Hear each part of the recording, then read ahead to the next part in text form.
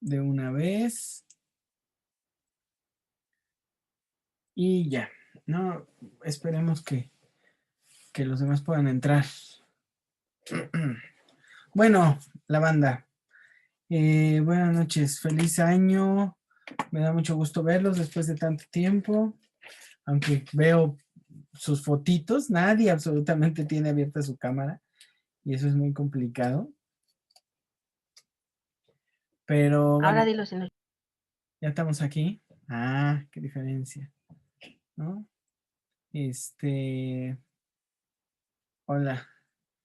Bueno, hoy es un día tranquilo porque pues vamos a arrancar el libro 4. Según mi proyecto, está que terminemos hasta el libro 5 en los próximos días, ¿no? O sea, terminaríamos la última semana de febrero, ¿no? Prolongando un poquito el tiempo por las vacaciones, que creo que no consideré bien en el calendario. Entonces terminamos la última semana de febrero. Entonces hay buen tiempo porque nos da perfecto tiempo de hacer a lo que vamos, ¿no? Que es terminar hasta el libro 5. El libro 4 es relativamente corto, pero lo vamos a tratar de desmenuzar como hemos venido haciendo, ¿no? En general con todo el seminario, ¿no? Entonces, vamos a ver, hoy, maximizar tú. Hoy, solo quiero resumir un poco. Marta se mete 2 veces para que haya más público. Ay, sí salió. Para abandonarme 2 veces. No, ahí está.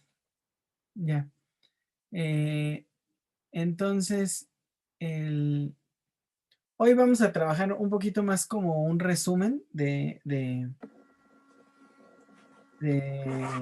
el libro 4, ¿no? Un poco para explicarles por dónde va el libro 4. Es muy importante entender que sí, los libros han ido divididos y lo que nos interesó del 2 y el 3 fue primero la discusión sobre la justicia, ¿no? Hasta llegar al planteamiento de investigación sobre la justicia, ¿no? La creación de la ciudad y el tipo de educación. O sea, llevamos 2 cosas que son fundamentales, además de los antecedentes, ¿no? Que es el tipo de ciudad y el tipo de educación que necesitamos para nuestros guerreros. ¿Ok? Bueno, el libro 4 ya va a plantear otra serie de cuestiones que son,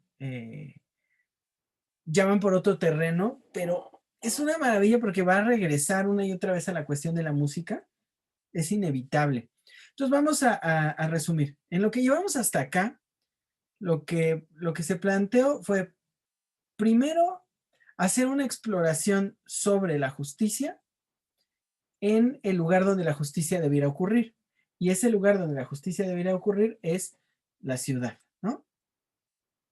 Entonces, cuando se habla de la ciudad, lo primero que se nos presenta es esta que se llama como la ciudad de la necesidad, ¿no?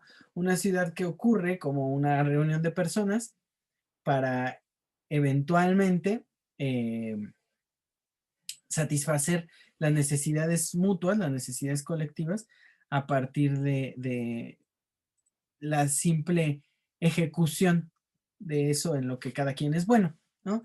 Entonces hay carpinteros, hay herreros, hay campesinos, hay de todo. Cuando se había terminado de hablar de esta ciudad, se le dice a Platón, pero espérate, ¿no? A Sócrates, perdón, se le dice, pero espérate, ¿no? O sea, nuestra ciudad también requiere de otras cosas, ¿no? También estamos interesados en el placer, ¿no? Estamos interesados en los placeres y nos interesa también eh, que se puedan, de alguna manera, plantear satisfactores de nuestras necesidades placenteras, ¿no? Entonces se necesita gente que haga vinos, gente que haga condimentos, gente que haga ropa de moda y cosas así, ¿no? Entonces, ya que tenemos este escenario, dice, bueno, entonces, si necesitamos esto, lo que vamos a requerir constantemente es más terreno por el tipo de gente que vamos a tener y la cantidad, y entonces ese terreno va a necesitar ser defendido, e incluso para ampliarnos, pues vamos a necesitar invadir otros terrenos y apropiarnos de ellos, ¿no? Entonces nace esta cuestión de el guardián, ¿no? Y cuando va a hablar del guardián, el protector, pues despliega una serie de cosas que implican no solo las características de este personaje, sino eh, cómo debe ser educado, ¿no? Y cuando va a hablar de cómo debe ser educado el guardián, termina hablando necesariamente de que lo educable es el alma, ¿no? Y entonces, cuando despliega todo el orden educativo, todo el orden pedagógico para, para el guardián, va a desplegar al mismo tiempo las características que él considera propias del alma, ¿no? Entonces, eh, va a terminar comparando el alma con la música, ¿no? Con lo armónico y con esta cualidad imitativa que habíamos dicho, ¿no? Que tiene, que es la única característica que se había visto relativa al alma, ¿no? Que el alma imita, ¿no? Que esa es como la característica principal. Y vamos a hacer un recorrido largo, ¿no? Para ver qué es lo que se le puede mostrar para que lo imite. Y bueno, no resumimos todo eso. Recuerden que hablamos de los discursos, ¿no? Pero de los discursos cantados, ¿no? Entonces, la música se volvió muy importante y bueno, de ahí toda la historia que ya tenemos.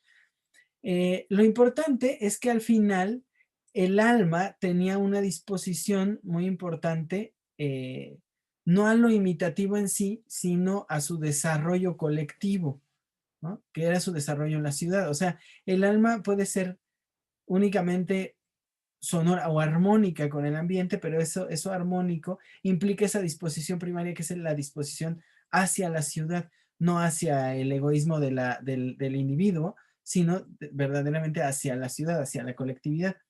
En eso más o menos nos habíamos quedado. Y un último detalle que habíamos revisado que era también la educación del cuerpo, ¿no? Cómo debía educarse el cuerpo, ¿no?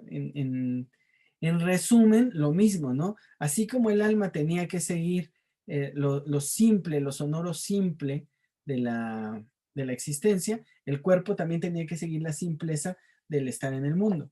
Ujú. Y entonces se hizo un trabajo breve, pero también un trabajo muy formal relativo a la gimnástica, ¿no? Y hasta acá todo va bien, ¿no? Antes de seguir con lo nuevo, los días siguientes a nuestra última sesión, tuve una idea que me estuvo rondando muchos días la cabeza y que después medianamente como que sí pude, eh, pues platicar un poquito, ¿no? La idea a ver si lo puedo explicar. Si el discurso, ¿no? Si el discurso ya en forma, la prosa, proviene de la poética y la poética proviene del canto, uh-huh, y entonces entendemos que el discurso, tal y como está mostrado en la República de Platón, sería al final lo que responde a la pérdida o al deterioro del canto, entonces tendríamos que entender que la gimnástica, que es el desarrollo del cuerpo hacia la guerra, ¿no? Y que evidentemente este desarrollo del cuerpo hacia la guerra pasa o pasó por el desarrollo del cuerpo hacia el deporte, entonces tendría que venir derivado de otra cosa igual de primitiva. Por ahora lo voy a decir solo así, como hipotético. Creo que es un trabajo que tendré que hacer más adelante o que espero que en algún momento pueda yo hacer. Eh, Me parece que el deporte como especialización del cuerpo en la fuerza, y que eventualmente esto es la guerra, la especialización del cuerpo en la fuerza se desprende o deriva de una cosa más vieja, que probablemente es la danza. Tengo la impresión de que antes del deporte, antes de la competencia deportiva y del desarrollo de ciertas cualidades hacia la fuerza, porque eso es el deporte, ¿no? Más allá de la estética que podríamos considerar en algunos deportes como en la gimnasia, más allá de la estética, lo que pide el deporte es una fuerza extrema, vamos, se pide algo que se logra fortaleciendo desmedidamente el cuerpo. Por eso ustedes, siempre que vean las Olimpiadas, van a ver cuerpos súper atléticos, ¿no? Y súper fuertes, ¿no?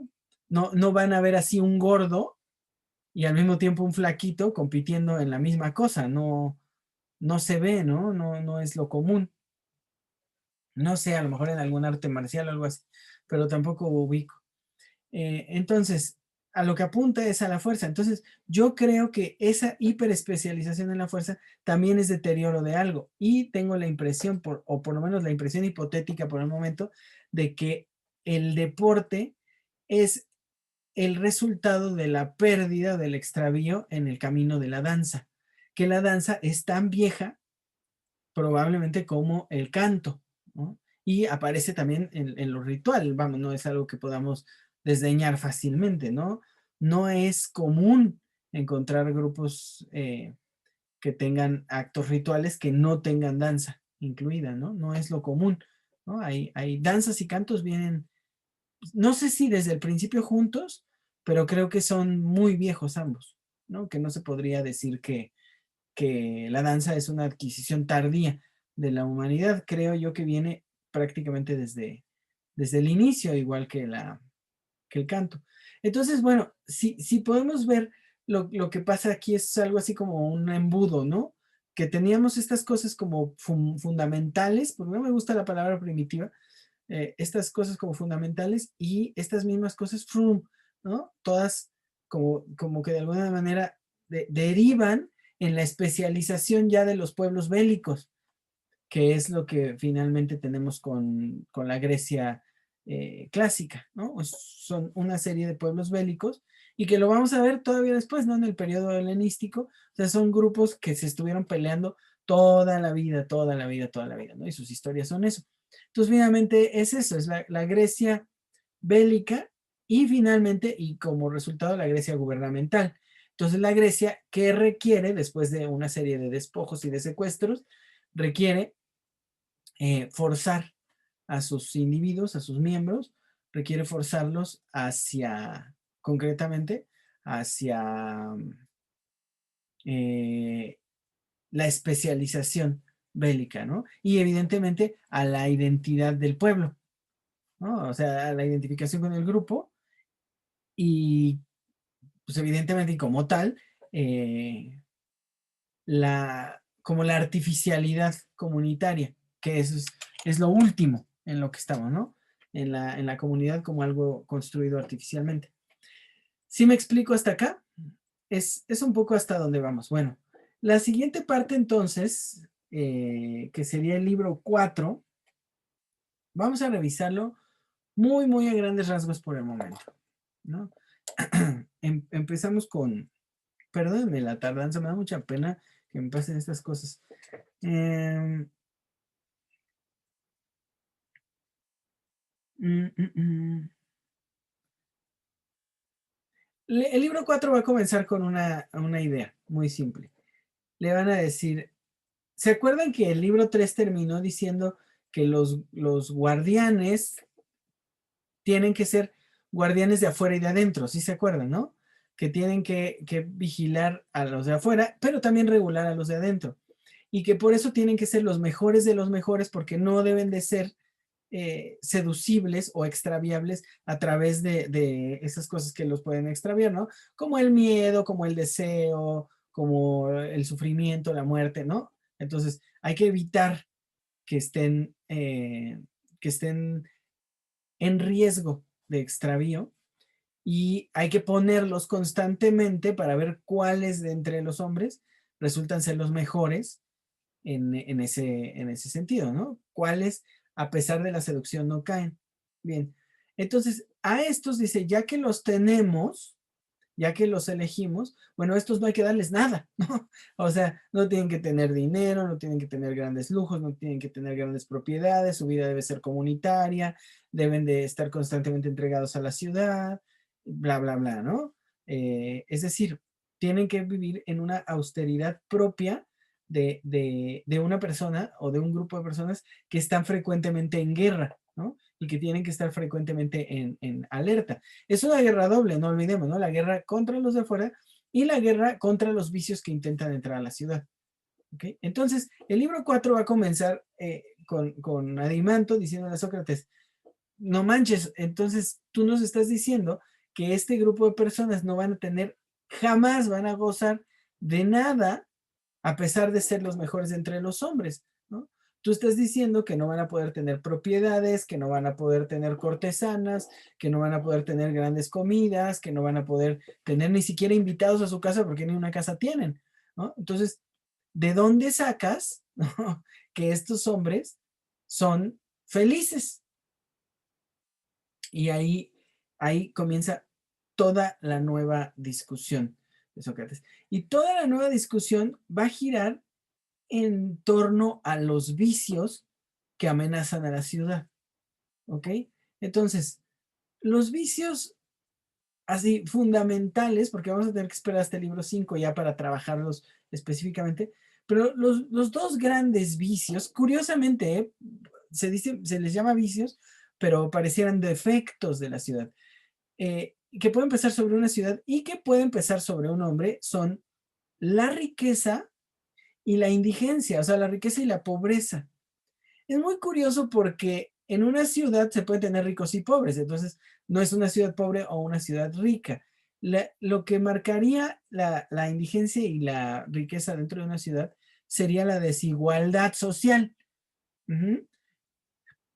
Es decir, que hubiera hombres enviciados a partir de la riqueza o enviciados a partir de la indigencia. Miren, dice, el rico vive de tal manera que descuida su labor para con los demás y su labor con la ciudad. Es decir, que el rico, por su riqueza, llegado el momento, deja de tener atención sobre el pueblo, sobre los propios, porque deja de tener atención sobre aquello que hace bien, que le corresponde hacer, ¿no? Entonces, el rico ha perdido el interés por hacer, por obrar, y y simplemente se dedica al disfrute, ¿no? Y dice, claro, cuando uno tiene algo así que hacer, se le empiezan a ocurrir un montón de estupideces, ¿no? Es decir, se le empiezan a ocurrir nuevas formas de pues de gastar su tiempo, ¿no? Nuevas formas de vivir porque simplemente ya no está enfocado en aquello que es el servicio para los demás. Está muy cabrón porque solo piénsenlo, ¿no? No hay gente más creativa para hacer pendejadas que los ricos, ¿no? Es decir, son los ricos los que, por ejemplo, inventan y fomentan no solo la trata de personas, ¿no? Sino la trata especializada, ¿no? Es decir, hecha para cosas, ¿no? Para excesos, para criminalidad o en lugares marginales excesivos, ¿no? Por ejemplo, con los niños, con las niñas, ¿no? Son los ricos los que, los que pueden costear estos placeres desmedidos porque los placeres básicos y simples de la vida no les son suficientes porque los pueden tener todos, ¿saben? O sea, un rico puede pagar prácticamente todo, entonces terminan inventando cosas para, para exceder ese terreno en el que debieran estar funcionando. Vean Hostal, ¿no? La película, ay, se me olvidó el director, se me olvidó, qué chistoso. Pero véanla, ¿no? Es eso, básicamente son un grupo de ricos que pagan por torturar a quien les venda, ¿no? Torturar y matar y hacer lo que se les dé la gana. Es muy, muy, muy interesante porque es a lo que comienza denunciando eh, Sócrates en el texto, ¿no? Como la gran desgracia venida de la riqueza. Y contrariamente del lado de la indigencia, ¿no? Del lado de la pobreza, vienen las carencias, viene el hambre, viene el frío, viene la inseguridad, y entonces dice, esto mueve o motiva a los hombres hacia lugares marginales también, ¿no? Es decir, hacia el crimen, hacia, hacia la envidia y por tanto entonces el intento de destrucción o de apropiación de lo del otro, hacia el rencor, hacia un montón de cosas, ¿no? Entonces, básicamente una ciudad que permite la riqueza y la pobreza es una ciudad que ya inicia enferma, ¿no? La disparidad social es una enfermedad de las sociedades. Entonces, bueno, es muy a grandes rasgos. Vamos a irnos las siguientes sesiones paso por paso por este camino, ¿no? Entonces, vamos a lo que sigue.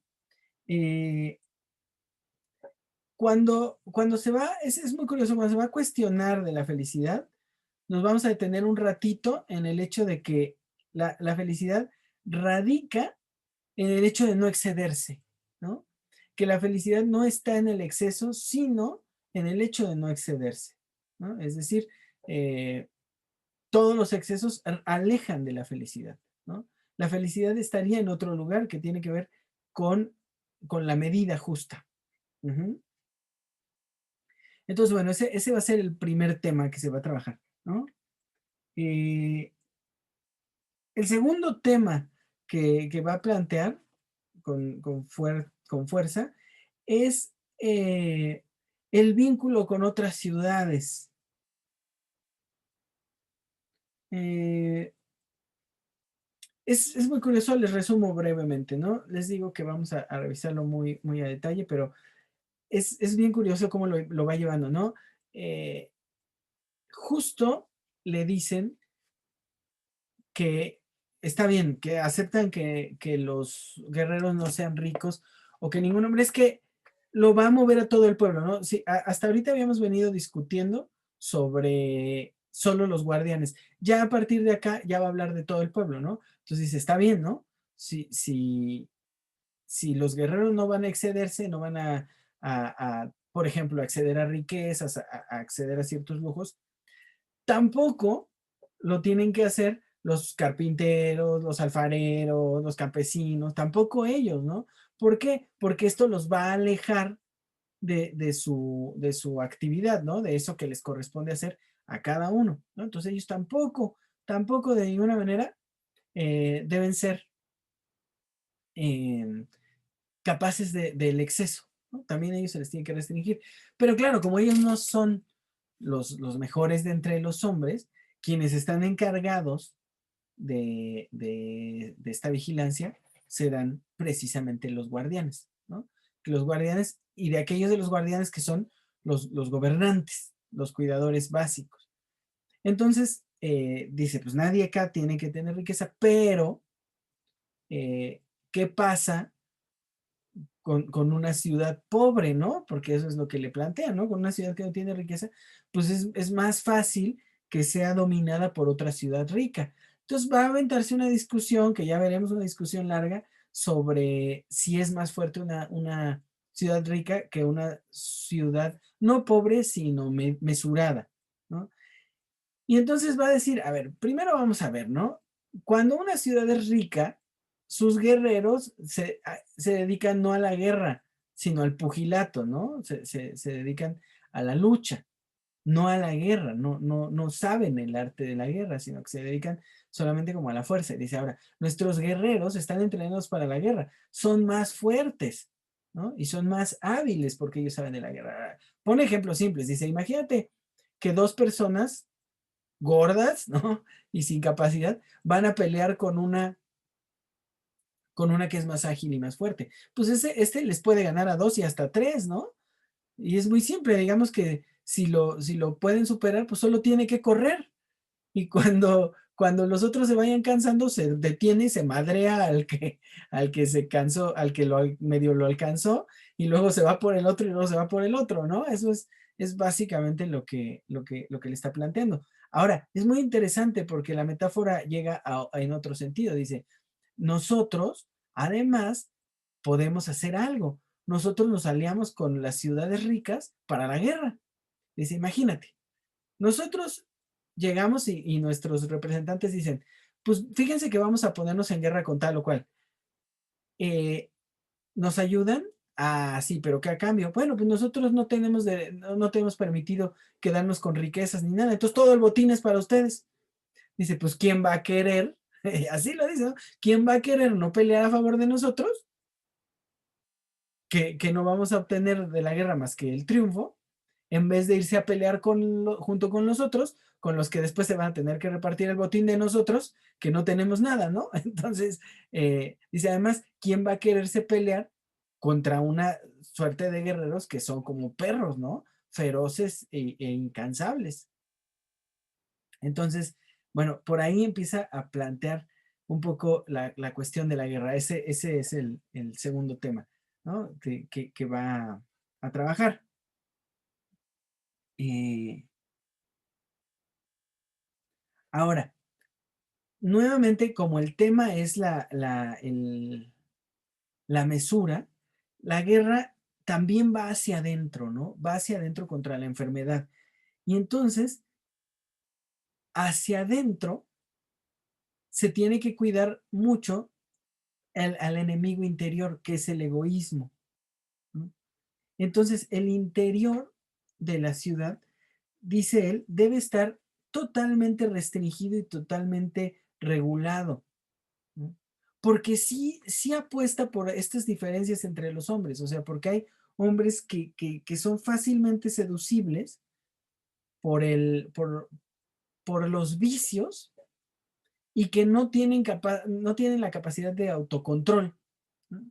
Entonces deben de estar regulados constantemente y deben de estar vigilados. Es decir, el trabajo de los guerreros, de los guardianes, es un trabajo doble y la parte que guarda el interior es una parte muy importante y van a ver porque para lograr llegar a esto, a esta, a esta vigilancia del interior, lo que se necesita va a ser una discusión suculenta, suculenta. Es una de las discusiones más exquisitas que van a poder leer en el texto, porque es la discusión sobre las constituciones y las legislaciones, ¿no? Dice muy fácil, dice, esto es muy simple. Dice, cuando un hombre legisla, es hermoso, dice, cuando un hombre legisla, es un pobre diablo. Dice, porque simplemente está tan convencido de buscar la perfección en la legislación que no se da cuenta que con el simple hecho de legislar restringe de tal manera el pensamiento que todo lo que no se le ocurre queda fuera de la legislación y entonces tiene que inventar legislaciones y legislaciones y legislaciones para poder ir persiguiendo todo lo que se le escapa. Entonces dice, donde quiera que haya una constitución, y así lo dice tal cual, ¿no? Donde quiera que haya una constitución, sabemos que hay una ciudad enferma, sabemos que hay una ciudad carente de sentido social, ¿no? Es maravilloso que lo dice. Y entonces, ¿cómo vamos a regular el interior? Y dice, es que esto es lo más simple del mundo, ¿no? Se tiene que regular a partir de la educación. Esto es simple. Lo único que tenemos que hacer es enfocarnos todo el tiempo en la educación del alma de los jóvenes, es decir, enseñarles las virtudes todo el tiempo. Pero además, una ciudad que se dedique a la educación es una ciudad que en sí misma debe ser educacional. Esto es, debe tener templos y debe tener esculturas, no solo lugares, sino, fíjense qué belleza, ¿eh? Memoria de los dioses y memoria de los héroes, de los grandes hombres, ¿no? Es decir, que la gente, mientras camina en la ciudad, tiene que encontrarse con los templos donde acudir a sacrificar y a hacer veneración de los dioses, y debe de encontrarse con las esculturas que le recuerden a los fundadores del pueblo, a los hombres que les dieron lo que son, ¿no? Y dice, esto es bellísimo porque con el tiempo, los hijos de los hijos de los hijos de estos hombres habrán sido tan perfectamente criados en el honor, en el respeto y en el amor por la ciudad, que ellos mismos serán capaces de reconocer los lugares donde no ha sido eh, instaurada esta educación virtuosa, ¿no? Ellos mismos reconocerán las virtudes que los fundadores no, ¿no? Ellos reconocerán los espacios donde los fundadores simplemente no, ¿no? Entonces, lo ven, es una maravilla porque al final la educación para él es totalmente religiosa, ¿no? Y totalmente asociada a lo que hace sonar al alma bellamente. Por ahí va a trabajar un poquito de la música.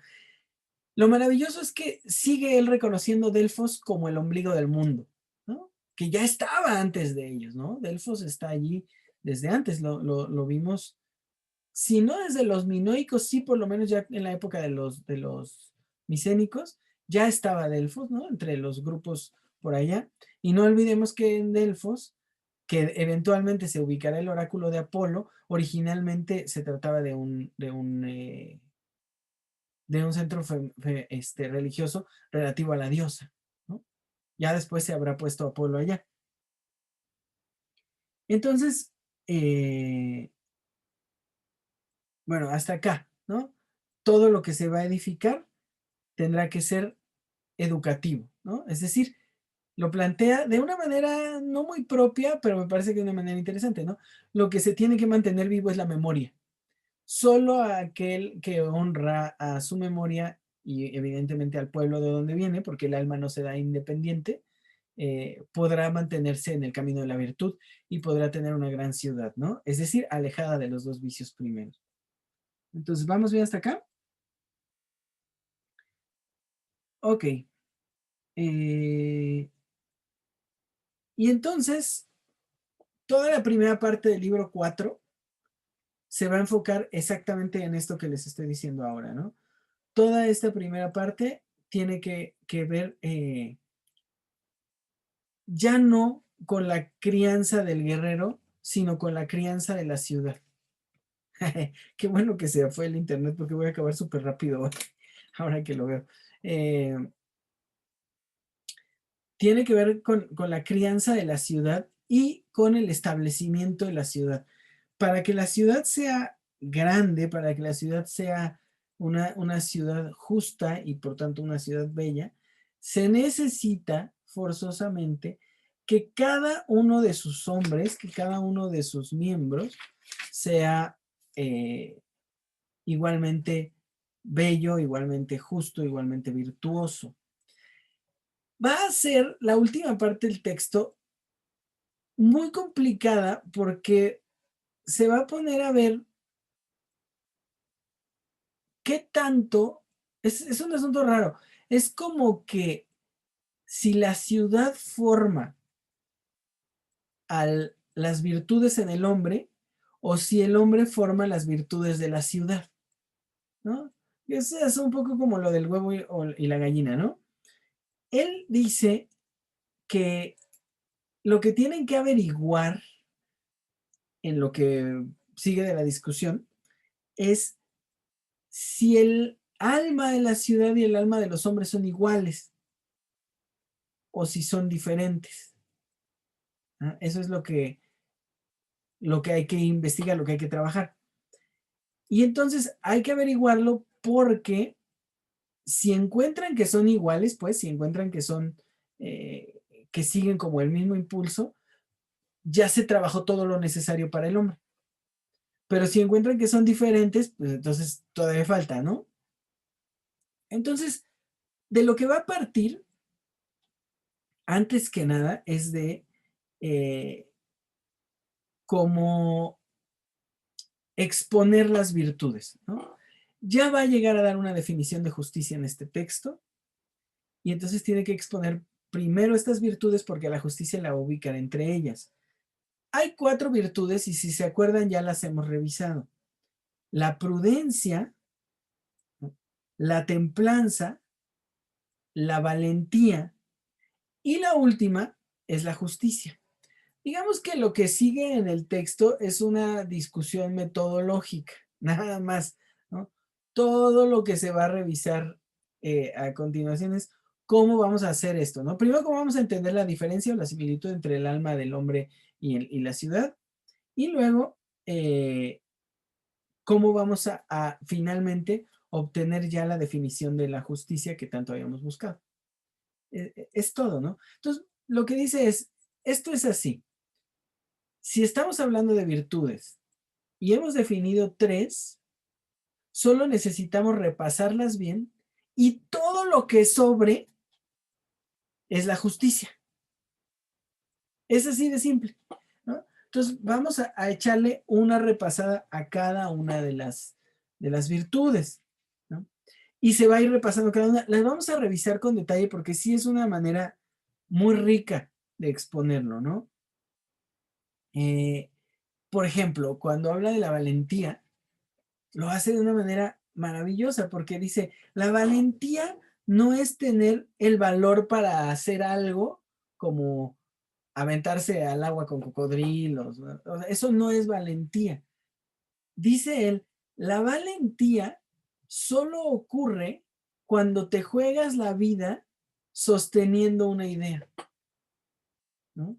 Que además es la idea propia de la ciudad, de la idea de la grandeza de la ciudad, de la vida que nosotros hemos dicho, ¿no? Es decir, la única idea a la que el guerrero debería de defender con su vida es la idea de que el bien solo es el bien común.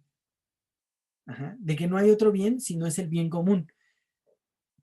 Entonces, una maravilla porque dice, eso es la valentía. La valentía es que es súper lindo porque podríamos pensar que valiente es el que sale y se agarra a putazos por defender a la ciudad, pero no, la valentía implica la oposición al vicio, es decir, en sí mismo ser capaz de sostenerse en la idea del bien colectivo. Y pone unos ejemplos espectaculares, porque de verdad, él mismo dice, ¿no? Del adulterio, ¿no? Dice, el adulterio es algo que no es propio, ¿no? Que no es propio del hombre. Entonces, que hay que enfrentarse a esto cuando, cuando invade los apetitos. O sea, la valentía es sostener una idea por encima del egoísmo. Y es una cosa impactante si lo piensan, ¿no? Porque es una forma artificial de vivir para la colectividad, de vivir para la comunidad. Miren, lo hemos dicho muchas veces cuando hablamos de los grupos primitivos, ¿no? De los grupos, es que no es que sean viejos, ¿no? Porque hay muchos que no tienen los años que tiene Occidente, pero lo que, lo que, lo que hemos dicho una y otra vez es que cuando el alma se constituye colectivamente, cuando se constituye en grupo, en masa, entonces el, el, el individuo no va a intentar su bien, ¿no? Sino que va a intentar siempre el bien colectivo. Y por eso el individuo como tal es una amenaza de la colectividad. Recordemos todo el trabajo de Fraser sobre la exogamia, ¿no? De eso no hice seminario, ¿verdad? De totemismo y exogamia, ¿o sí? No, tengo idea de que lo discutimos en algún momento, pero bueno, está todo en el texto, ¿no? Que tengo que traducir al español, pero ahí va, porque valientemente lo hice en francés y ahora que lo estoy traduciendo me di cuenta que ni siquiera yo sé qué dije. Entonces, en totemismo y exogamia, Fraser se topa con algo bien interesante. Fíjense, el error, me parece a mí, el error antropológico fundamental es el error estructuralista. Levi-Strauss, un hombre al que respeto mucho y creo que siempre respetaré porque fue un hombre muy formal y muy comprometido con la etnología, Levi-Strauss comete el error francés. Y el error francés, parece que no, pero después de su revolución todo es francés.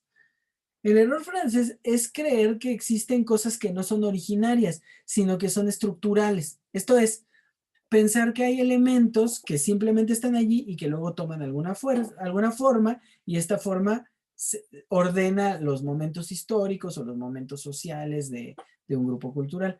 Bueno, ese me parece que es el gran error porque es no pensar los orígenes, ¿no? Los franceses tienen este problema, no son capaces de pensar los orígenes. Para los franceses, el origen es mítico, ¿no? Y creo yo que esta es una herencia que podríamos traer de Freud, pero probablemente de otros lugares, ¿no? El problema, por ejemplo, con la lectura que se hace de Saussure, ¿no? Y es una pena que no esté Octavio porque nos podría ayudar mucho. El problema que se tiene con Saussure es que a Saussure se le toma como un estructuralista. ¿Saben un poco la historia de Saussure? Él da un curso, cuando todo el mundo hace gramática, él da un curso de lingüística y, bueno, de algo que él llama semiología, si no me equivoco. Eh, Da un curso durante varios años, ¿no? Creo que son 3 cursos en sí, y luego se muere.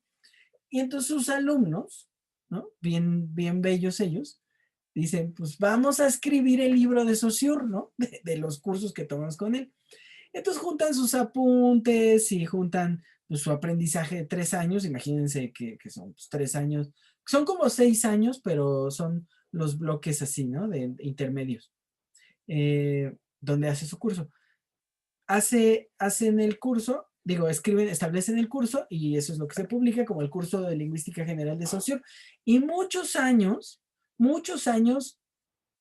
el pensamiento lingüístico, concretamente lo que eventualmente se habrá llamado semiótica, no semiología, sino semiótica, se basó en este texto, ¿no? Y entonces hay toda una escuela rusa y los franceses también siguen la línea y en los franceses se lee mucho y ¿qué se termina interpretando de Saussure? Se termina entendiendo que hay, digamos, sistemas, ¿no? Que asocian algunos elementos y que estas relaciones internas al sistema, es decir, estas relaciones de los elementos, son lo que permite que se edifique o más bien que se constituya una forma, una figura específica de lo que sea, ¿no? De discurso, podríamos decir, por ejemplo. Entonces, se piensa que cuando uno de los elementos del sistema es modificado, pues modifica el resto del sistema, ¿no? Y entonces hay todo un cambio, porque básicamente hay una modificación del sistema. Pero acá el punto es que, como tal, el sistema vive con estas modificaciones.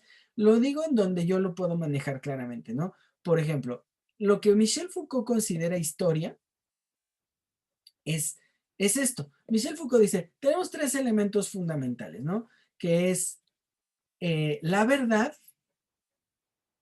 las relaciones posibles con la verdad y el sujeto que se relaciona con la verdad. Es así como lo plantea Michel Foucault. Entonces, él dice, cuando, cuando nos relacionamos de esta manera, ¿no?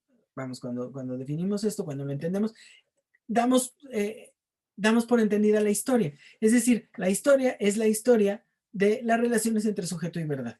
La verdad, dice Michel Foucault, es pensada, ¿no? Creo que en ese tiempo ya empezaba a entrarle diferente Heidegger, ¿no? En el tiempo de la hermenéutica. La verdad es pensada, y dice Foucault, como tal, la verdad se piensa en un momento histórico. Ahora, ¿qué define el pensar la verdad?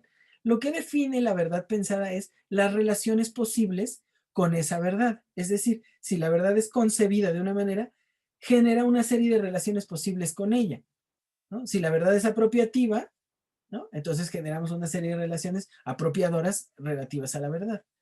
Y entonces viene todo el movimiento científico cartesiano, ¿no? Pero si la verdad, por ejemplo, es en el sentido griego aletheia, ¿no? Que es más bien transformadora, ¿no? Entonces hay una serie de relaciones posibles con aletheia que no son apropiativas, sino enunciativas, ¿no? Y por eso hace los siguientes cursos relativos a la parresia, dice el Foucault. Y entonces el resultado de esas relaciones con la verdad es una posición, un posicionamiento del sujeto, de la subjetividad, ¿no? Entonces, el sujeto de cada época está determinado por las relaciones posibles con la verdad que fue pensada en esa época. Y eso para él es la historia, ¿no? La historia, entonces, es la historia de las relaciones entre sujeto y verdad y cómo éstas se modifican a lo largo del tiempo. Y cuando hay una modificación mayor al sistema, es decir, cuando hay una modificación que transforma directamente la forma en la que se concibe la verdad y por tanto las relaciones y el sujeto, en ese momento hablamos ya de otra época histórica. Michel Foucault reconoce 3, ¿no? Algún tiempo pensé que Heidegger había descubierto lo mismo y que Heidegger solo había reconocido 2, pero no, Heidegger está en otro canal. Pero esto es el sistema Foucaultiano, porque entonces la verdad no existe, la verdad se piensa. ¿Sí lo ven? El simple hecho de decir que la verdad no es existencia, sino es pensada, entonces hace de la verdad algo relativo, ¿no? Y tan relativo como que termina siendo algo enteramente subjetivo. ¿Qué nos lleva hasta el deterioradísimo psicoanálisis lacaniano? ¿No?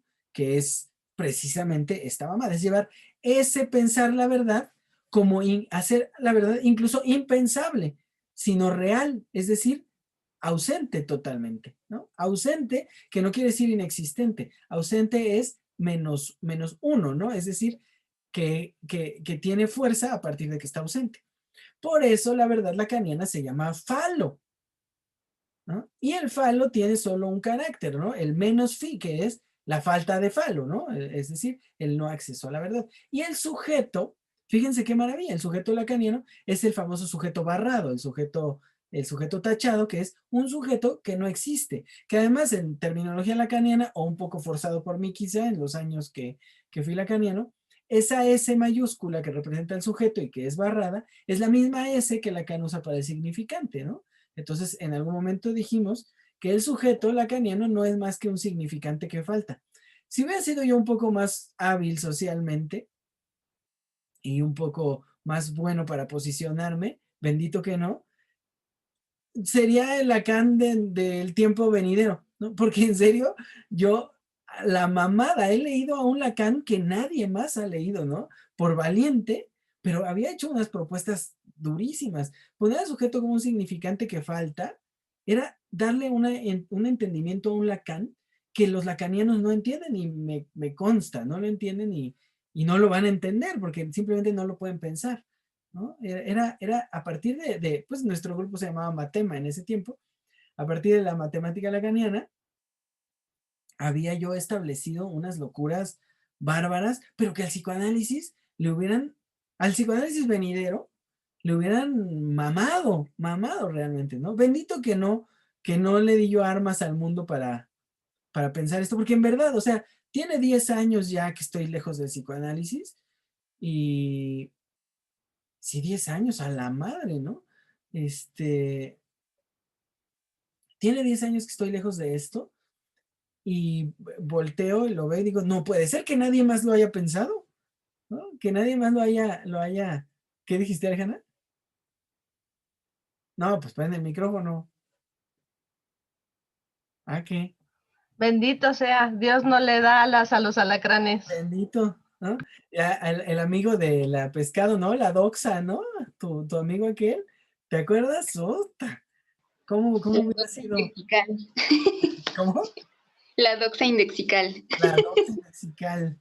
Ah, su madre, ¿no? Porque además seguro hubieras hecho lo que Lacan jamás se atrevió, ¿no? Esta relación con el Heidegger. Ajá. Y hubiera sido una relación excesiva, no importa, porque lo hice cuando recién regresé a París.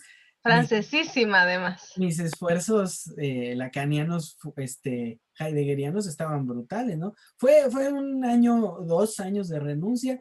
Tardé 4 años en volver a hacer un seminario después de que regresé a París. Hasta el 14 hice uno. Yo Pero todavía bueno, te conocí lacaniano. ¿cómo? Así que tienes un poco menos, ¿no? Yo No, te conocí en la colita de tu ser lacaniano. sí, pero ya me Pero ya era lo conociste último, cuando ya era lo estaba, último. cuando había regresado. Sí, es que tú me conociste después del 10. Tú me debes haber conocido en el 12, yo creo, cuando ya Más o estaba la menos. ruptura dándose con todo, ¿no? Sí, sí, bendito Dios, me costó mucho trabajo curarme y me alegra ver a los otros que se curaron, ¿no? En ese camino. Estaban menos locos que yo. Rommel decía, decía con mucha ternura que era yo la única persona a la que conocía que se esmeraba por darle fundamentos al psicoanálisis. Y al lacaniano, además. Sí, era tierno, pues fueron unos años de historias bien lindas, bien, porque nefastas, pero pues uno estaba luchando, ¿no? Porque creía que por ahí iba el entendimiento. Heidegger siempre ayuda, el señor, siempre es un salvador, pero bueno, ahora, fíjense, si les digo que esto es valiente, lo que hice con Lacan, la mamada la llevé hasta Levi-Strauss, que es de quien hablamos ahorita, porque si leen mi tesis de maestría, o sea, mi tesis de maestría se mete un repasón de Saussure, de Lévi-Strauss, de Foucault y de Lacan, ¿no? Y está, o sea, la pinche tesis es así como un acto valientísimo, pero lo que está bonito de la tesis, y voy a defender mi tesis de maestría todavía un poquito hoy, lo que está bonito de la tesis es que en la tesis sí los puse en el mismo terreno, en el pinche terreno de la estructura, ¿no? Y de esa estructura que fundamenta todo. Lévi-Strauss es antropólogo y él sí tiene los cojones para decir que es estructuralista. De hecho, el don, que vive 100 años, el viejo, y que se muere el puto, yo me iba en diciembre a París, luego me fui en enero, y se muere en noviembre el culero, ¿no? Yo quería conocerlo, todavía daba clases a esa edad, a los 100 años. Hubiera sido un honor conocer a Lévi-Strauss, hubiera sido grande, grande, grande. Qué lástima, qué lástima. Pero bueno, Lévi-Strauss se avienta la puntada de decir que lo fundamental de las estructuras humanas, lo que estructura su pensamiento, es la estructura de las relaciones del parentesco. Y las relaciones del parentesco las fundamenta en la exogamia. O sea, dice, todos los grupos culturales son exogámicos. Falso. Pero tienen, si no son exogámicos en forma, tienen reglas que generan el parentesco. Lo que pasa es que sí estudian unas cosas bien cabronas. O sea, sí se van con grupos culturales. Sí los etnólogos tienen esta bella capacidad de ser sumativos y no como los psicólogos que son violentos unos con otros. Los etnólogos todos suman, ¿no? Todos suman. Y sí se dan la oportunidad de revisar longitudinalmente a los grupos culturales. Y entonces terminan viendo una y otra vez lo mismo, ¿no?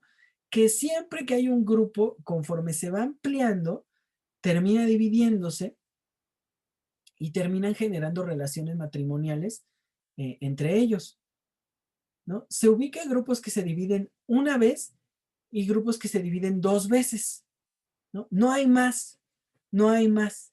O sea, cuando hay una división más bien ya se hacen otros grupos y ya se desconocen unos a los otros, ¿no? Entonces, es una maravilla porque lo que generan estas divisiones en 2 y en 3 es ciertas relaciones de matrimonio muy específicamente reguladas, pero muy específicamente reguladas, no puestas a la ligera. Y entonces, dice Lévi-Strauss, lo que está en el fundamento de las estructuras humanas, las estructuras de parentesco, es la prohibición sexual. Es una cosa brutal lo que dice, porque, o sea, el libro, Las estructuras elementales, es un tabique, ¿no? Si le echan una lectura es muy convincente, porque parece que eso es, o sea, que eso es de lo que se trata la exogamia, ¿no? El problema es que Lévi-Strauss trabaja exogamia sin totemismo, ¿no? Ese es el camino. Evidentemente la valentía de esto que les digo llega hasta la tesis del doctorado que empecé, porque lo que siguió fue revisar a Freud, porque Freud trabaja totemismo sin exogamia. Freud trabaja totemismo con tabú y hace de la exogamia el tabú más grande de todos. O sea, Freud no trabaja totemismo y exogamia como las dos instituciones más grandes de la humanidad o más viejas tal vez. Él trabaja el totemismo como un fundamento del pensamiento y la exogamia como un ordenamiento social resultado de que el pensamiento es primitivo.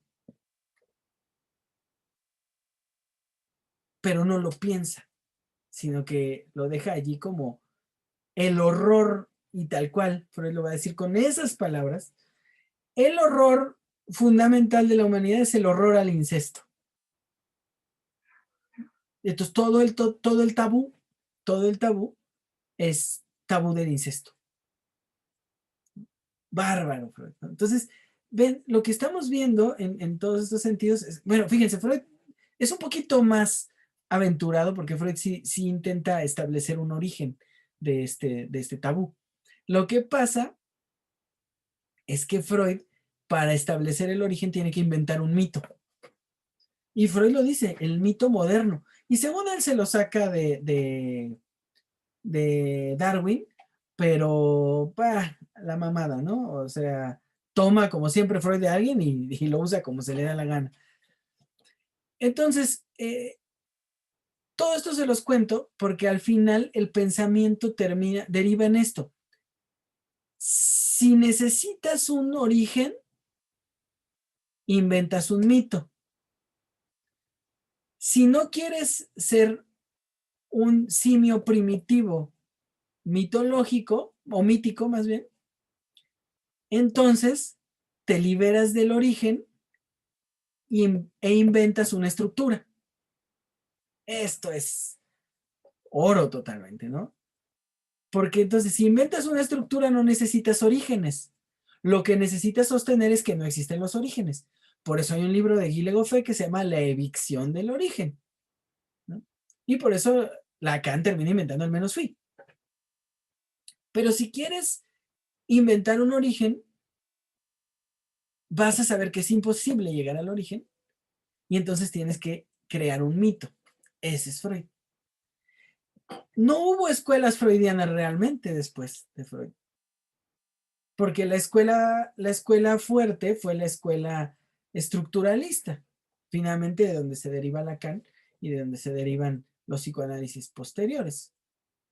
Entonces, vamos, tenemos una maravilla porque ¿cómo se quitaron del mito? Inventando el nombre del padre, ¿no? El fundamental nombre del padre, esta entidad monstruosa que es necesaria porque es la ley. ¿Y qué es la ley? La carencia, ¿no? Y pum, pum, pum, ¿no? Entonces, ya se entendió. Fíjense cómo llegamos a algo aterrizando así suavecito, pero es veneno puro. El deseo es fundante del pensamiento humano, es decir, el hombre tiene que ser carente de totalidad, porque eso es de lo único que se carece, carente de totalidad, carente de completud, dicen ellos, y entonces en esa carencia, tarán, ¿no? Magia. Ya el hombre constituye todo, es decir, que no hay origen. El hombre desea, fundamentalmente. Si no desea, no hay hombre. Pero entonces podríamos decir, ¿cuál es el origen del deseo? No es necesario el origen del deseo. El deseo es el resultado del saber sobre la muerte. O más bien del no saber sobre la muerte, pero estar conscientes de la muerte. Y es todo. La promesa de muerte genera el deseo. Listo. Nos libramos de mitos, no es necesario. Es algo simple, todos los hombres saben de su muerte, eso nos distingue de los otros animales. Y entonces ese tratar de inscribirse para no morir, porque el temor básico es la muerte, es lo que genera el deseo. Y entonces, gracias a esto, ya solo tenemos que pensar cómo individualmente esta estructura se manifiesta, ¿no? En cada una de las personas o en cada una de las historias. Esto es bárbaro y asqueroso, ¿no? O sea, es el resultado de todo el pensamiento postfreudiano. Sin embargo, y en el siglo XX, y a la par y lejos de Freud, estuvo Fraser. Y Fraser escribe Totemismo y Exogamia después de haber cometido algunos deslices en un texto bastante experimental, o en una serie de textos, porque no es uno, que es más bien un compendio de varios textos de él, La Rama Dorada. Allí Fraser tenía un extravío muy interesante porque estaba tratando de entender precisamente lo fundamental del pensamiento primitivo, ¿no? Y termina escribiendo o describiendo alguna regla, ¿no? Estas leyes de continuidad, de semejanza, aquello que según él, pues establece al pensamiento humano. Pero después en Totemismo y Exogamia él se entretiene en estas dos instituciones. La pregunta es ¿por qué? Bueno, Cuando él llega a la exogamia, no vamos a hablar del totemismo, eso es muy largo, pero cuando él llega a la exogamia, él descubre que la exogamia, en lo único en lo que amenaza a los hombres, es en el hecho, bueno, no la exogamia, sino la transgresión de la exogamia, es en el hecho de que el hombre que transgrede la exogamia, que transgrede las reglas de matrimonio, solo lo puede hacer por conveniencia propia. Ahora, imagínense que estos grupos humanos no viven en su casa con un chingo de puertas ni nada, sino que están juntos todo el tiempo. Véanlo, todos los documentales que pueden ver de gente de África o de Australia. Son gente que vive en chocitas, las puertas siempre están abiertas, tienen lugares comunes, ¿no? Como por ejemplo se nos describen con mucha tristeza en el Museo de Antropología los nuestra cultura madre, los olmecas, ¿no? Nos los ponen como, pues estos güeyes vivían en chocitas de palma alrededor del fuego central y era todo, ¿no? Pues estos güeyes no tenían nada, ¿no? Sí, jugaban a la pelota y hacían cabezotas. Pero es todo, ¿no? No nos hablan realmente de las cabezas. Hay muchas especulaciones con respecto a las cabezas, pero bueno. El punto es que estos grupos dicen, pues imagínense que los niños y las niñas crecen juntos, ¿no?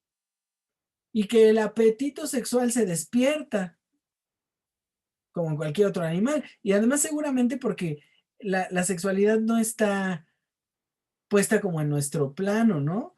Que nosotros para el sexo tenemos que hacer muchas cosas, ¿no?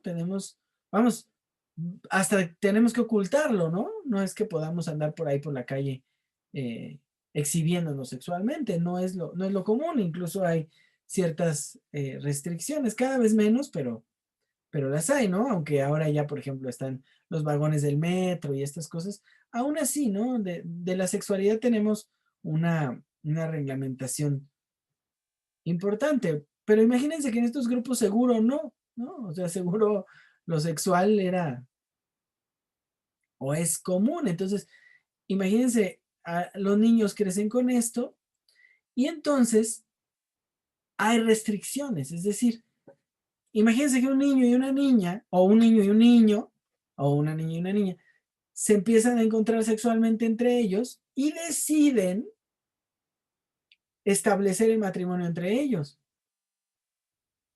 Desgracian a toda la comunidad por muchas cosas, ¿no?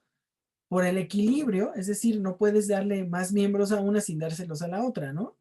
Entonces, por eso los hijos de acá se van para allá y las hijas de allá se quedan allá, pero los hijos de allá se vienen para acá o se van para otro y entonces hay un equilibrio. Esto solo se puede desequilibrar por una razón, porque alguien en la comunidad obre para sí mismo. Es decir, en vez de obedecer la regla de equilibrio que nos beneficia a todos, que nos mantiene a todos en el tamaño justo, yo me apropio de alguien de acá y tengo hijos y hago lo que se me da la gana. Entonces, ahí yo atento con este equilibrio social. Es decir, la exogamia existe, y creo que lo puedo afirmar con todas sus letras, la exogamia existe como una forma de ¿cómo se dice? Es que me vienen ideas luego a la cabeza que no son chidas. Existe como una forma de sostener a la comunidad, ¿no? Es decir, de mantener o de perpetuar a la comunidad. Eso es la exogamia.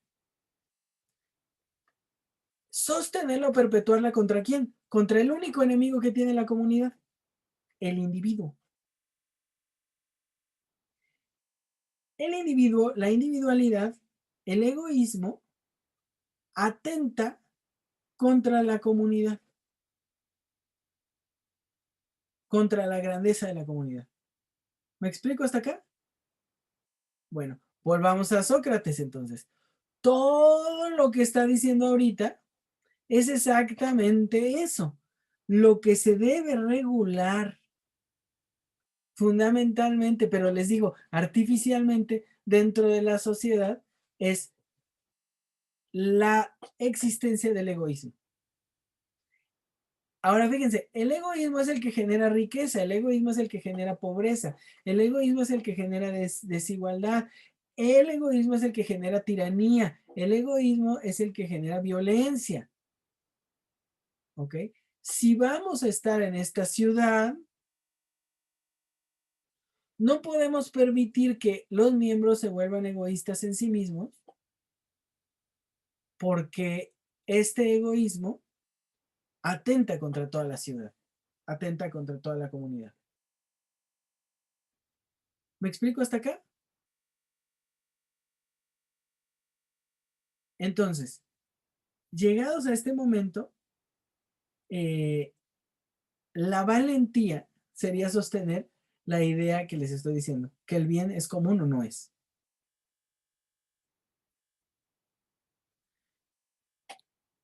La prudencia, no la voy a decir del todo ahorita, pero está más bien asociada a lo que se adquiere o no se adquiere, ¿no? Hasta dónde se llega con los excesos. Pero la templanza sí me interesa mucho hoy, antes de dar el último paso. La templanza está más bien asociada a el equilibrio social. O sea, una ciudad tendrá que ser temperada en la medida en la que todos vivan con justicia, en la medida en la que todos vivan eh, de la mejor manera y en la que todos, a partir de que hagan lo que hacen, cuiden a los demás. Entonces, que el herrero sea un buen herrero para todos, que el campesino sea un buen campesino para todos, que el ganadero sea un buen ganadero para todos y el guardián un buen guardián para todos. Uh-huh. Es una maravilla, lo van a ver adelante, porque aquel que va a reconocer estas virtudes y que va a tratar de ubicarlas en su lugar, solo puede ser uno, el guardián, pero no todos, el mejor de los guardianes, y que eventualmente va a cambiar, si no me equivoco, es la prudencia o la templanza, creo que es la prudencia, por la, por la sabiduría. Sí va a dar el movimiento de la prudencia hacia Sofía. Esa es la maravilla del guardián. O sea, el gran guardián, el que va a reconocer las virtudes, tendrá que ser un amante de la sabiduría. Y es la primera vez que se establece que el filósofo debe ser el gobernante, ningún otro personaje. Lo vamos a ver todo con detalle en las próximas semanas. Y finalmente viene la gran discusión sobre la justicia. ¿Qué es la justicia? Al final dice, pues muy simple, ¿no? Bueno, se avienta un choro sobre la cacería y cómo buscar y todo para llegar a la justicia, pero dice, ya tenemos la justicia definida desde antes, ¿no? La justicia no es otra cosa sino que estas tres virtudes estén equilibradas y estas solo pueden estar equilibradas en tanto que cada una hace lo que le corresponde y esto solo ocurre cuando cada hombre hace lo que le corresponde. O sea, la justicia es el resultado de que cada hombre cumpla con su función social, que cada hombre haga exactamente lo que le corresponde. ¿Me explico?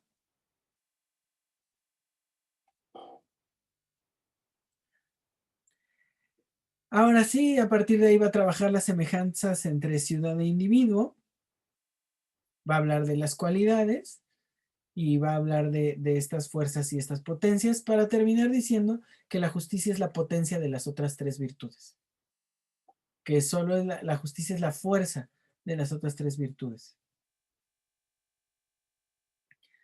Va a buscar principios detrás de estas virtudes, va a llegar a esto y va a terminar al final hablando de los vicios. ¿Y qué se creen? El libro 5 se va a dedicar a hablar de los vicios, cada uno por su cuenta. Pero ¿dónde creen que se manifiestan los vicios?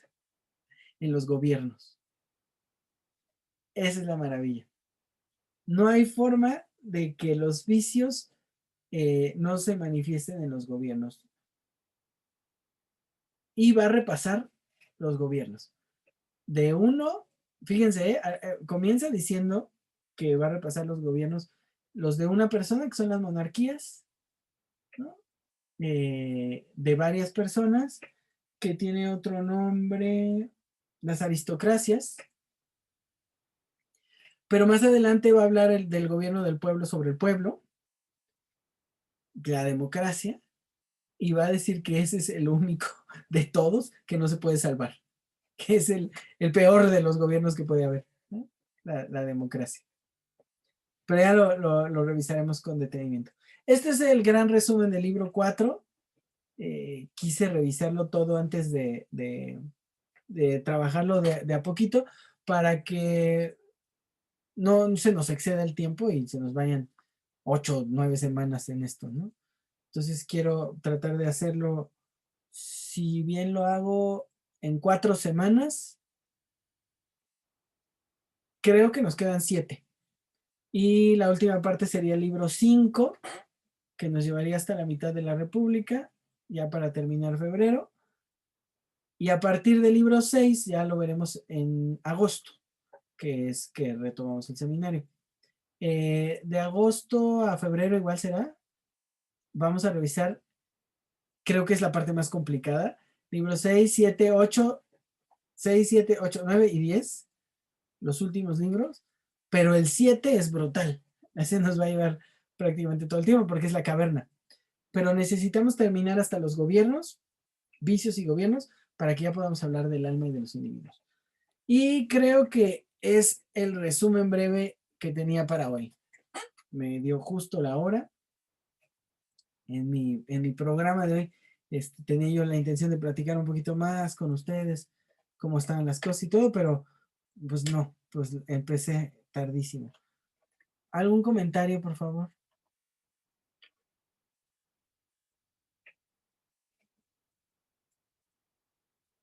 Hablen. No me digan que nadie. Ahí está Alejandra. Bueno, me imagino que lo vamos a revisar como a detalle, porque sí está como brutal y es la explicación perfecta de por qué están tan mal todas las cosas, ¿no? Pero ya, nosotros ya podemos hablar de cómo todo eso pasa, ¿no? Sí. Pero justo, o sea, lo que me viene a la cabeza y en esto que mencionaste, pues digamos que la madre de todas las cosas, el egoísmo como tal, pero en el entendido, digo, entiendo claro desde dónde se plantea acá, pero pues desde este lado entender que el egoísmo no como algo natural, esencial de la humanidad, sino como resultado de la imposición de un artificio como la paternidad en sí misma, ¿no? Uh-huh. Porque es justo la ubicación de la propiedad de la vida, ¿no? De la propia especie. Uh-huh. Algo que no existía, existe, y a partir de ahí, como consecuencia, como comer tan mal y cosas tan procesadas nos termina dando cáncer, de la misma manera la paternidad lo que trajo como cáncer en la humanidad fue el egoísmo como pareciera natural en la humanidad misma cuando no lo es. Uh-huh. ¿No? Cuando solo es resultado de un proceso que se disloca en la humanidad y a partir de ahí la construcción de un montón de cosas. Bueno, nosotros ya estamos como me encantaría poder decir en lo último, pero eso es como muy, muy ingenuo. Y arrogante. Y arrogante, pero pues todo en lo que estamos, ¿no? O sea, sí, el estructuralismo y demás, pero pues todo lo que estamos, o sea, cada vez este desgaste mayor de estos artificios, pero que se sostienen por encima de todo, ¿no? Digo, la República nos está mostrando como la construcción de todo esto, pero nosotros ya podemos hablar de estar en eso puesto en marcha, ¿no? Entonces, es como además que todo lo que sale de ahí, como la justicia, ¿no? Y todo la valentía, uh-huh. ¿no? Porque además es curioso, es muy curioso porque, digo, es curioso en el sentido de que es claro que a partir de esto se hable además del bien común, Ujú. cuando todo se sostiene en un egoísmo común, Ajá. que es la apropiación la apropiación forzada de la vida, Ujú. la apropiación de decir quién es el padre, uno, ¿no? Cuando antes esto era estúpido, Ujú. o sea, absurdo, y que sobre este artificio se enarbole el tema del bien común, ¿no? Ujú. Como, digo, se me hace como irreal, pero claro, claro, ¿no? En este sentido, pero pues de ahí se viene todo como gorda en tobogán y terminamos acá donde andamos, ¿no? Lástima que no está Weedy para que se vaya enojando de una vez, pero en algún momento eh, se, se va a hablar, así como menciona nada más, de la propiedad de las mujeres, de los niños y de los esclavos. Pues es que finalmente no podía terminar en otra cosa, ¿no? O sea, es que no se puede terminar en otra cosa, se termina donde se empieza. Ujú. Si te apropias de la vida de una manera artificial, en contra de la propia naturaleza de la especie misma, pues por supuesto que de ahí para acá no hacemos más que lo mismo, repetirlo hasta formas tan irreales y tan estúpidas y tan grotescas como la película de Hostal, pero que se queda cortísima ante las cosas irreales en las que vivimos en la actualidad. ¿No? Ujú. O sea, hay ejemplos millones, como Palestina, pero también como todas las guerras que hemos tenido sobre un montón de países, personas, cuerpos, pero además con todo lo que estamos hoy. Digo, ya sé, me encantaría de verdad, de corazón, poder decir que estamos en el final de esto, pero bueno, yo sé que eso solamente es un deseo irreal y estúpido, pero al final no podría ser diferente, ¿no? Los posteriores a la escuela de Frankfurt, que medianamente le echan coco, que curiosamente muchos son africanos y de continentes marginales, más incluso que los latinoamericanos, apuestan más bien porque ya no hay nada después de este sistema, que es la humanidad que se va a acabar a sí misma. Por favor, o sea, el ego grandísimo que empieza aquí, ¿no? O sea, es lo mismo que este asunto de pensar que el contrapeso de la paternidad es que ahora la mamá puede poner el apellido. Carajo, digo, perdón por la palabrota, caray. No es paternidad con ahora que la mamá, como si la maternidad fuera más importante. Pues no, es la apropiación de la vida Ujú. para quien sea, o sea, te apellides con el de la madre de la padre, es irreal, o sea, es absurdo. Al final no hacemos otra cosa más que eso, con todo. Iba a Sí, decir que con todo lo viviente, pero hasta con lo no también, ¿no? bueno, Y, sí, sí, sí. y evidentemente esto checa y ajusta perfecto y uno entiende cómo uno termina en eso, dando pauta a cosas como el estructuralismo o como el psicoanálisis, Ujú. en todas sus formas y facetas, ¿no? Digo, de pronto es muy simpático porque es muy bonito ver cómo todo esto de lo que va hablando la República es como mirar hasta donde estamos ahora, ¿no? Como la aplicación de esto una y otra y otra y otra vez, porque es la repetición de ese artificio que nunca va a lograr ajustarse justo por ser un artificio en sí mismo. Ujú. ¿No? Y que va a dar, y por eso los historiadores y en la historiografía se piensa así, ¿no? Que la historia es un constante repetir, como si así fuera, cuando en realidad lo único de lo que se historiza es el artificio, Ujú. que va a estar así, en el loop constante, hasta, quién sabe hasta cuándo. Heidegger decía así. ¿Cuántos años decía Heidegger? ¿100? Sí, pero ya habíamos avanzado un poquito. El punto Ah, está, ¿no? ah, Los pasos que da. Sí, pero sí, nos faltan como 800. Digo, no, 100, no, 1000, ¿no? No, no, no no me sé, acuerdo. pero un montonal. Pero sí nos falta un chingo, ¿no? O sea, sí, sí, sí, sí, sí. Dos cosas. La primera es que no hay que olvidar que cuando comienzan a hablar de la ciudad de los placeres, lo que dice es, para sostener esta ciudad tenemos que expandirnos y apropiarnos de tierra y defender la tierra propia. Ahí empieza, ¿no? Eh, la cuestión fundamental. Y la segunda cosa es que hay consideración de sociedades históricas porque son las que relatan la historia, sociedades prehistóricas porque son aquellas a las que las sociedades históricas les atribuyen la evolución o el progreso, pero están las sociedades ahistóricas y esas, la etnología las expone, pero nadie las revisa. Y Claro. otra vez, creo que este año empecé un poquito arrogante, pero otra vez creo atrevidamente que estoy triangulando filosofía, etnología y psicología para llegar a revisar lo que nunca se había revisado. Alguna vez lo dije, ¿no? Heidegger nos había llevado en un péndulo hasta la parte más alta donde el péndulo podía llegar, que era la cumbre de la filosofía. El pensamiento filosófico llegaba hasta ahí. Nietzsche, ¿no? Y Heidegger, bueno, es el que lo lee todo hasta Nietzsche. Claro. Pero como tal, el péndulo llega hasta su máximo, que verdaderamente es Nietzsche, y cae. Llega a un punto cero.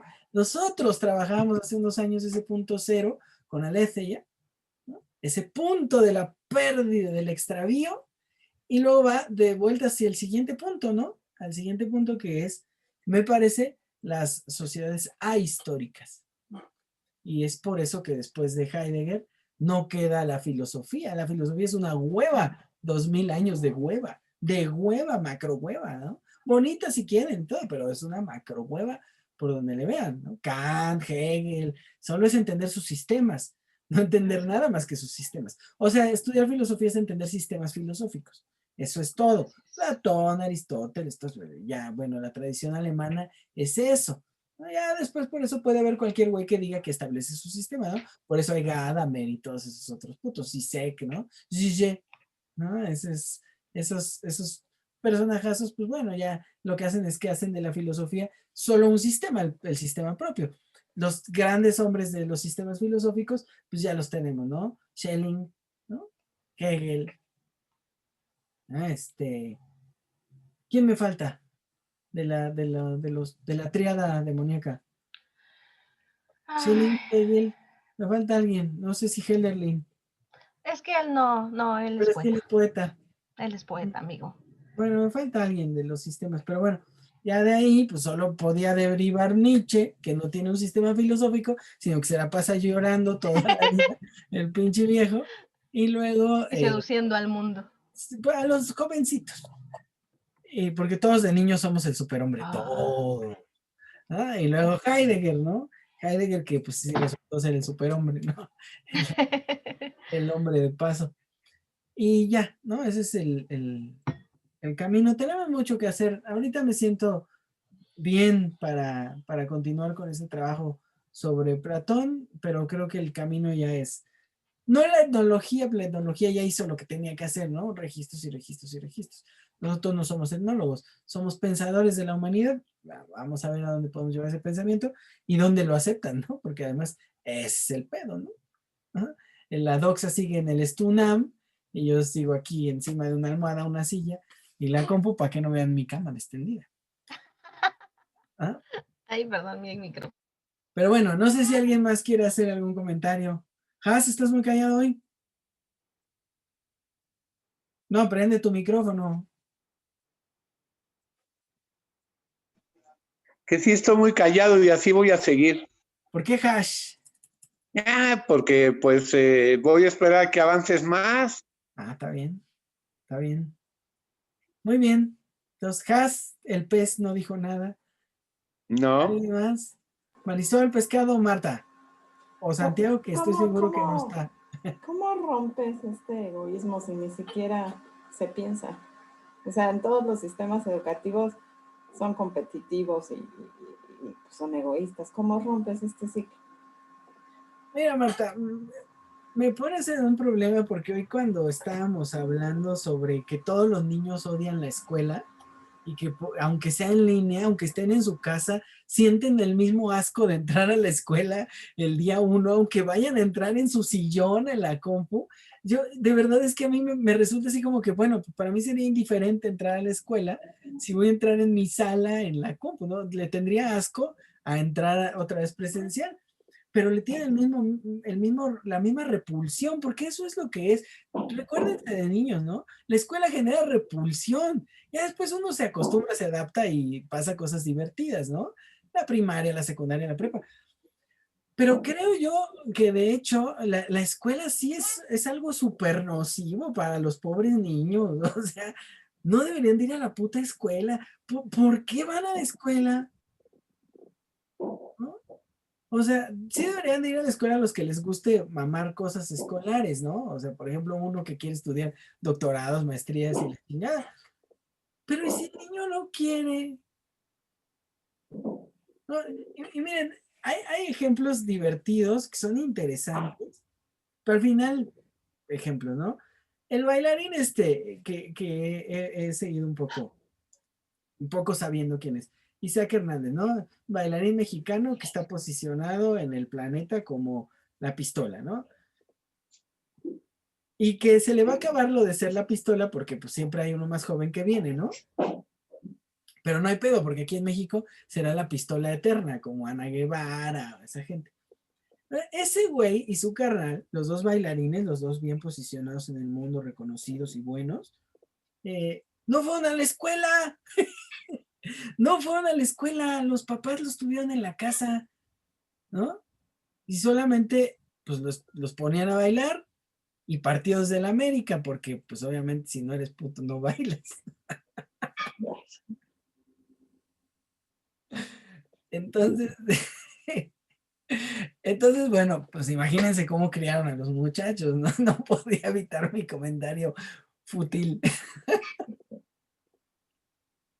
Perdonen mundo si algún día me escuchan, solo era un chiste. No tengo nada contra de los putos, sí en contra de los que le van a la América. Pero bueno, estos dos chavales están bien acomodados en el mundo, tienen vidas normales, vidas exitosas, vidas chidas, y no van a la escuela, o sea, no está tan loca la idea de que los niños no vayan a la escuela. O sea, la escuela es un fomentador de egoísmo, ¿no? Cañón. Y luego de la escuela terminamos pasando a la vida laboral, que es bien cabrona, ¿no? Más en países como el nuestro, que para trabajar tiene uno que haber dejado con hambre a un chingo de gente, ¿no? Ahora que se cerró la hucha y que tuve que buscar, me cagué, ¿no? Dije, verga, ¿no? Porque cuesta un huevo conseguir trabajo. Una pinche clase con mis pinches credenciales, un huevo. Y no porque cueste tanto trabajo entrar, sino porque cuesta trabajo siquiera llegar a donde hay que poner el currículum posicionado. Mis propios compañeros de trabajo que trabajan en una escuela varios, no llevaron mi currículum. Una cosa grosera, una cosa triste, ¿no? Compañeros a los que les tengo aprecio, no llevaron mi currículum, ¿no? Se hicieron así como en visto, ¿no? Y de pronto yo tengo el conecte en la náhuatl, ¿no? O sea, yo puedo ir a esa universidad y trabajar ahí porque conozco a alguien, porque me tienen cariño y todo, pero ¿cuánta gente no se queda encuerada en ese camino? O sea, está brutal el egoísmo en ese sentido, porque no es que uno quiera, pero es que ya termina aplicando la de, híjole, pues necesitas más el trabajo tú que yo, pero chingue su madre, yo lo quiero. De que lloren en tu casa a que lloren en la mía. Lo pensé, pero no lo quise decir. Sí, pues lo sé. Pero sí. Pero es que en estos tiempos no ir a la escuela y tener trabajo es un privilegio, amigo. Sí. Es un privilegio. Porque ahora, obviamente. No es una realidad, es un privilegio. Sí. Y evidentemente, para tener trabajo hay que ir a la escuela, tener títulos y todo, y además haberte aprendido a mover socialmente, ¿no? O encontrar un camino, porque, o sea, los papás de estos chavos, de Isaac Hernández y su hermano, no sé, nunca sé cómo se llama su hermano. ¿Cómo se llama su hermano, Marta?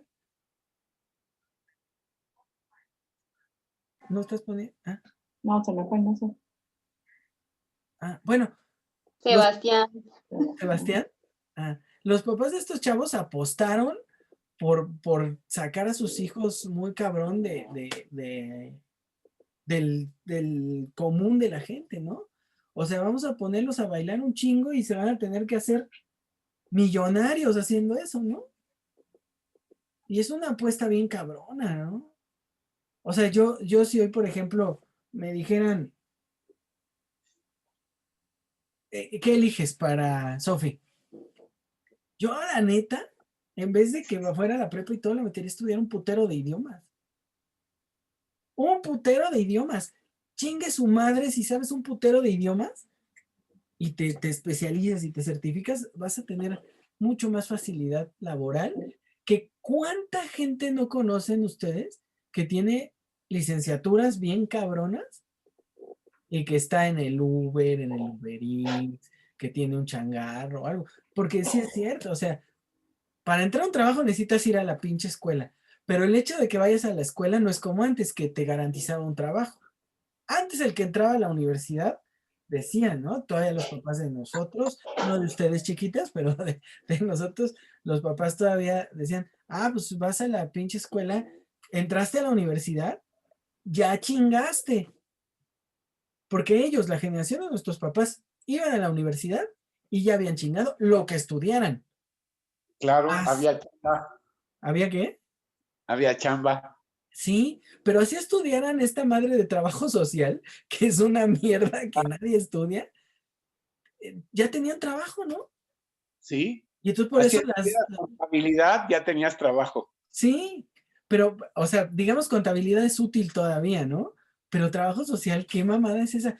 Pero vean las ñoras que trabajan en el IMSS, en el ISSSTE, en las pinches guarderías y todo, trabajadoras sociales, doñas, ¿no? Sí. Porque entonces fuiste a la universidad, estudiaste trabajo social, pum. Ya ni qué decir si estudias odontología, medicina, contaduría, alguna ingeniería, su puta madre, ¿no? Pero ya no.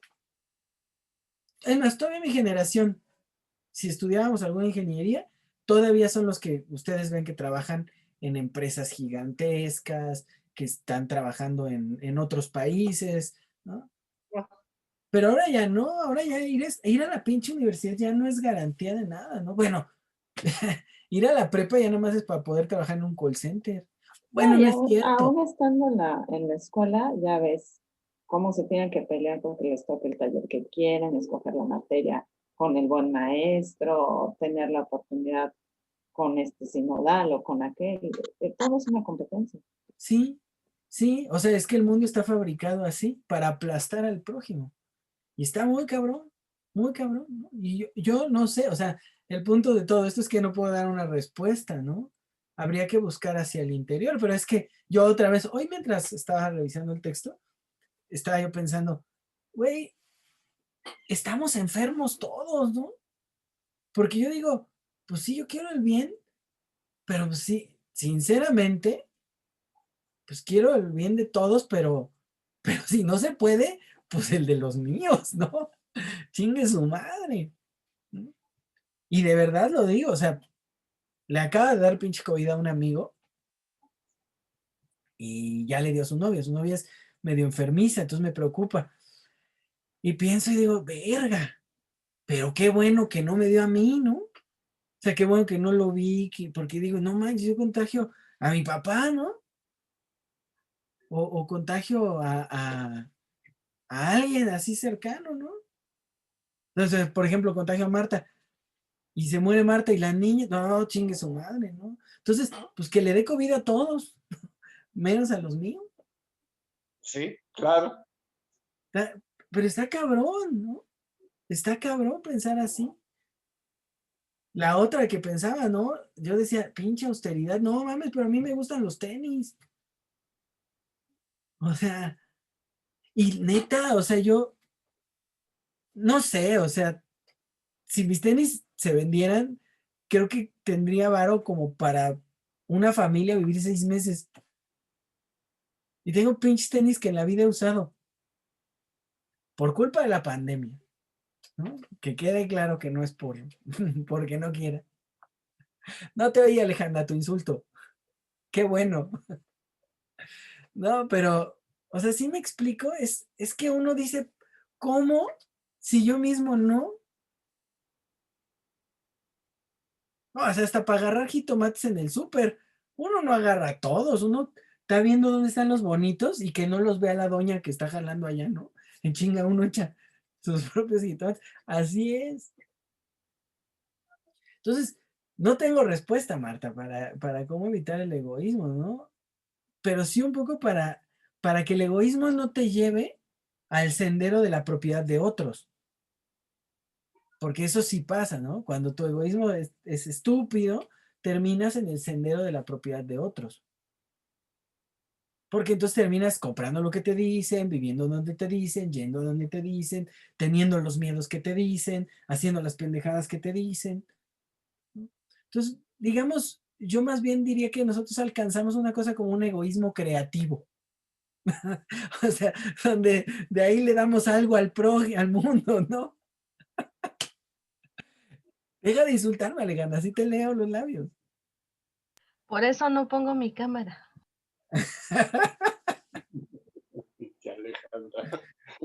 Pues ya, vamos, pero lo llevo como a lo excesivo, ¿no? No sé cómo se pueda, creo que más bien nuestro camino es el de la liberación. Mira, yo creo que hay dos cosas básicas que podemos identificar, porque digo, no se trata de ver quién es más o menos egoísta, o sea, al final es caer exactamente en lo mismo, ¿no? O sea, más o menos puro es la misma puerca, pero revolcada. Es Pero al gata. final sí. Ah, perdón, gata.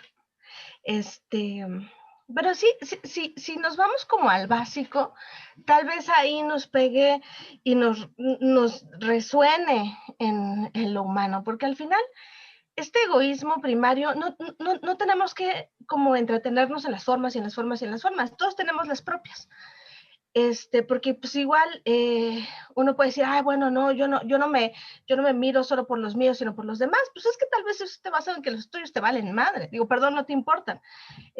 O lo que sea, no importa eso, sino si vemos como el básico de qué se rompe en la humanidad, se rompen cosas bien importantes en lo masculino y en lo femenino. En lo masculino, obligado a trascender en uno, el suyo, solo, en los suyos. Y en la mujer, a que para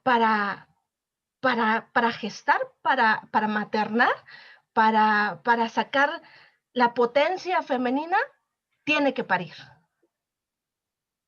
Porque eso se individualiza. Y eso no es natural. Y entonces, hombre y mujer están condenados a que para trascender tienen que ser solo en los suyos. Eso es una condena. Y a partir de ahí se repite y se repite y se repite como un loop en todos lados. O sea, al final, el particularizar de quién, a quién le pertenece esta vida, lo que hace es que nos rompe nuestra existencia humana de trascendencia y por tanto de acercamiento hacia la existencia, hacia la verdad y hacia la historia existencial. Y nos lleva al mito, al primordial, que es la paternidad y la maternidad. Y es la desgracia finalmente, porque es creer que hasta ahí se llega. Sí, muy bien. Creo que no contesté, pero medio lo intenté. ¿Alguien más? Pues ya son como las 1 de la mañana, ¿no? No sé. Marisol Pescado, Marisol Pescado, Marisol Pescado, o Santiago, que estoy seguro que no está. Les podría dar mis argumentos, pero no lo voy a hacer. Marisol Pescado, ¿nadie? ¿No? Muy bien. Pues feliz Navidad, feliz Año Nuevo. Lamento mucho lo poco que duró la maldita Navidad. A mí me gusta mucho la época y duró como 6 horas. Es muy triste. Otras veces nos reunimos y nos desvelamos unos días antes y tenemos nuestra pre-Navidad y bebemos y ahora no. Ahora solo se vuelven los regalos. Ya despertaron las niñas. Bye.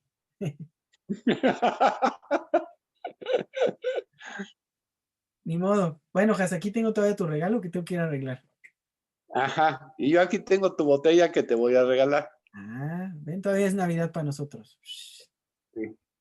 Bueno, me da mucho gusto verlos. Vamos a ver qué pasó con Fernandita, si alguien puede tener contacto con ella. Jessica, yo creo que tú, ¿no? Que ahora ya está bien extraña, ahora ya está que va a estudiar música. Está bien, pero pues de que aquí no deje de venir. Y Willy le voy a escribir yo al rato. Octavio, pues ya no va a coincidir. Ah, pero me dijo que a ver si la semana que entra hacemos 2 sesiones, porque quiere exponer algo del color en la Odisea, en la Ilíada, ¿no? Entonces, vamos a pensarlo, escribimos en el Telegram y a ver qué otro día nos podemos aventar a ver una sesión con Octavio, ¿no? Para ver lo del color. Está interesante lo que trae. Entonces hacemos una doble sesión y bueno, ya échenle 2 más en enero, 4 en febrero y es todo lo que nos queda, ¿no? Si me atraso un poquito, daré uno en marzo, ya independiente de todo, pero para ya dejar preparado nuestro semestre para volver a empezar en agosto. ¿Está bien? Está bien. Bueno, los quiero mucho a todos. Qué bueno que prendieron su cámara, excepto Santiago, que sé que no está ahí. Pero bueno, miren, ahí vi su sombra. Bueno, nos vemos la semana que entra y la semana que entra prendo la compu desde las 6. Cuídense. Bye. Igual. Gracias. Bicycle.